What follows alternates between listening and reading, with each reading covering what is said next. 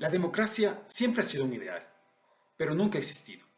La democracia es el poder político del pueblo, para el pueblo y por el pueblo. Pero las decisiones políticas nunca fueron tomadas así. Las decisiones las toman representantes del pueblo, pues en un país con millones de habitantes no es posible decidir nada como colectivo más allá de quienes nos representarán como nación o asuntos de algún plebiscito. En su gran mayoría, los políticos solo se han representado a sí mismos. Pero en el siglo XXI, gracias a la tecnología, es posible que por primera vez en la historia exista democracia. Una verdadera participación ciudadana a través del voto electrónico. Por medio de la votación electrónica, las decisiones, por lo menos las más trascendentales e importantes, podrían ser tomadas según el sentir y pensar de la mayoría de un país. Y por supuesto, la guerra nunca será una opción. Entonces, podemos idear un método de sufragio donde la razón tenga una buena oportunidad de elegirse y los mitómanos incontenibles, adoradores del poder, no ganarán las elecciones tan fácilmente con sus discursos demagogos, segregacionistas y de odio. Elecciones directas o indirectas, estos sistemas podrían ser mejores, siglos haciendo prácticamente lo mismo, sin ninguna mejora conceptual que permitan protegerse del divisionismo populista de derecha y de izquierda. Sirvieron tiempos atrás a sustituir a gobiernos autócratas o monárquicos en los que el pueblo no tenía posibilidad de elegir, pero hoy se necesita una mejora estructural. En algunos países se elige al candidato menos malo y la mayoría de la población no se siente representada por esos mentirosos, acomplejados, bufones políticos que se lamentan tan hipócritamente de la inmoralidad que repugna. El populismo político y fanatismo político-religioso han menoscabado a las sociedades alrededor del mundo. Se fortalecen en la ignorancia y las bajas pasiones como la envidia, la intolerancia, el odio. Estos políticos perversos no tienen propuestas, profesan las mismas mentiras 100 veces para autoconvencerse y convencer al resto. Un lavado cerebral para espiar sus culpas, su codicia y ocultar sus complejos. Una clase política mayormente inmoral y codiciosa ha restringido la educación cuando su deber era garantizarla para toda la población y en todos sus niveles de instrucción. Es esta desvergonzada y perversa clase política la que en muchos países sigue eligiéndose gobierno tras gobierno, países donde la mayoría es pobre o tiene un nivel de educación secundario o inferior. Con mayor conocimiento, es menos probable que un ciudadano sea manipulado por políticos farsantes y de la misma manera, una sociedad más culta e instruida permite que mejores candidatos se postulen a dignidades del gobierno central y seccional. Por supuesto, y como se establece en muchas legislaciones, los criminales sentenciados pierden el derecho al voto y a postularse como candidatos políticos. Tan solo se debería perennizar esta condición, su imposibilidad para candidatizarse a cargos públicos, si es que la ley no lo estipula claramente.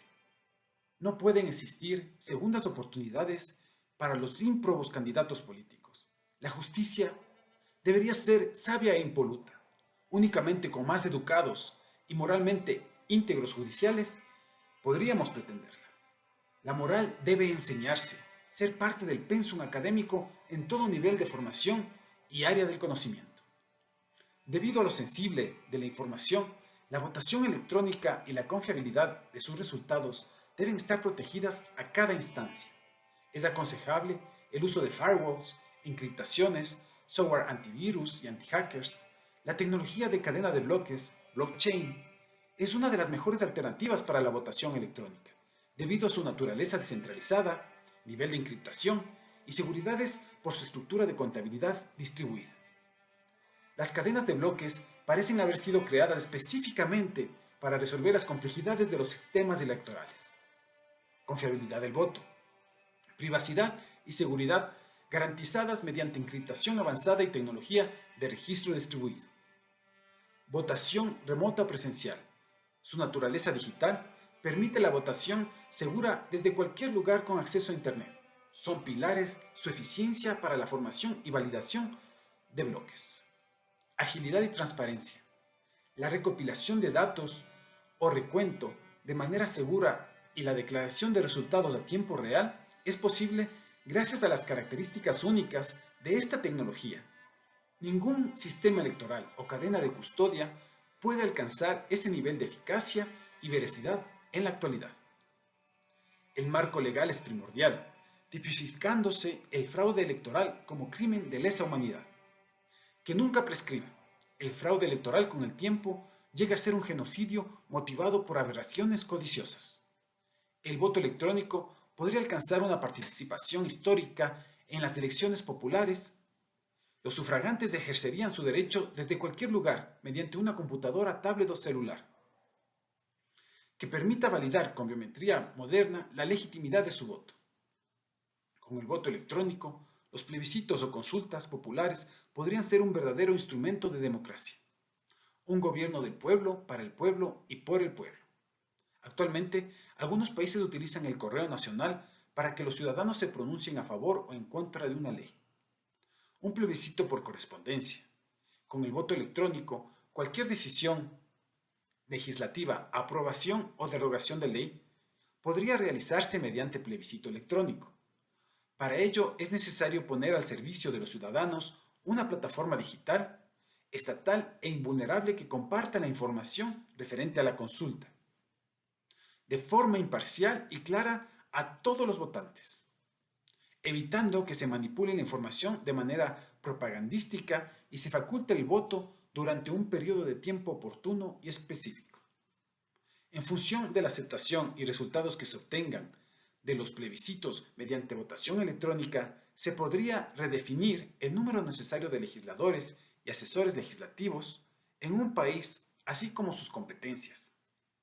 Somos testigos como un gran número de escaños son ocupados por bailarines, cantantes, deportistas, presentadores de programas de televisión, actrices porno y literalmente payasos que poco o nada aportan al poder legislativo.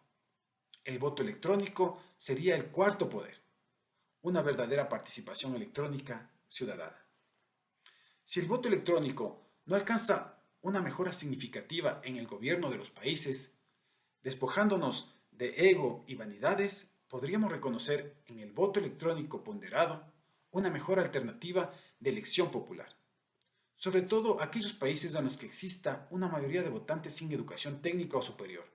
Actualmente los gobernantes de las naciones se eligen por mayoría y ya hemos visto la avidez de elegir populistas cuando la mayoría de los votantes no tienen instrucción técnica o superior.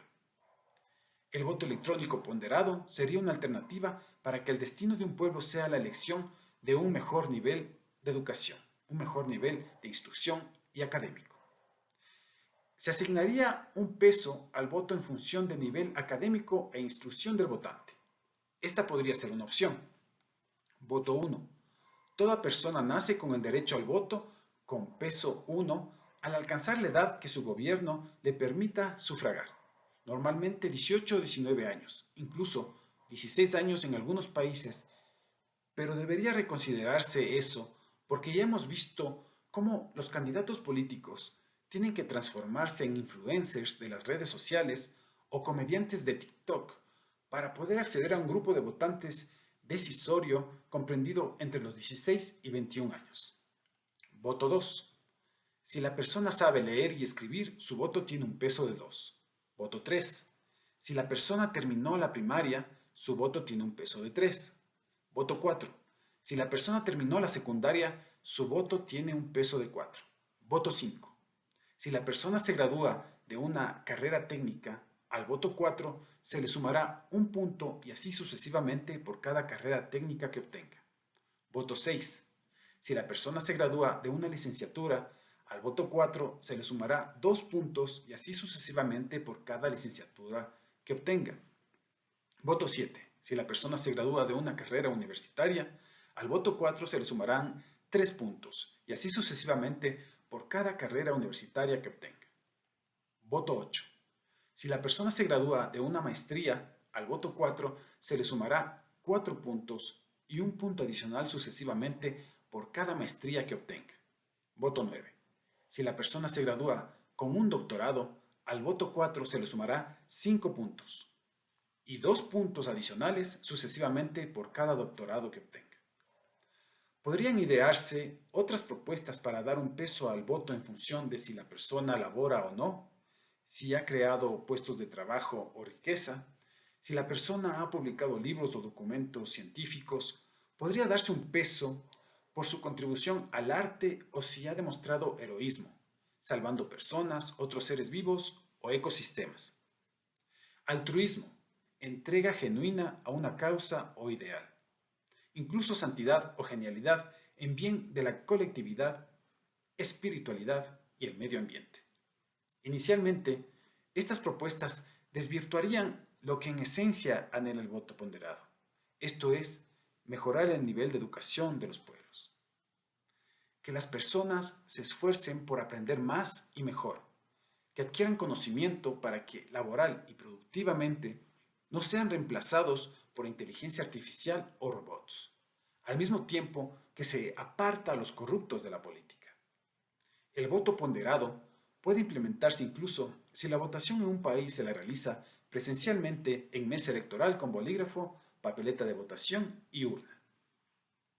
Las papeletas de votación deberían imprimirse identificando nombres completos y peso en función del nivel de educación del sufragante. Idealmente, el voto ponderado debe ser parte de un sistema de votación electrónica, en el que se integra la información ciudadana y el nivel de instrucción del votante. Gracias.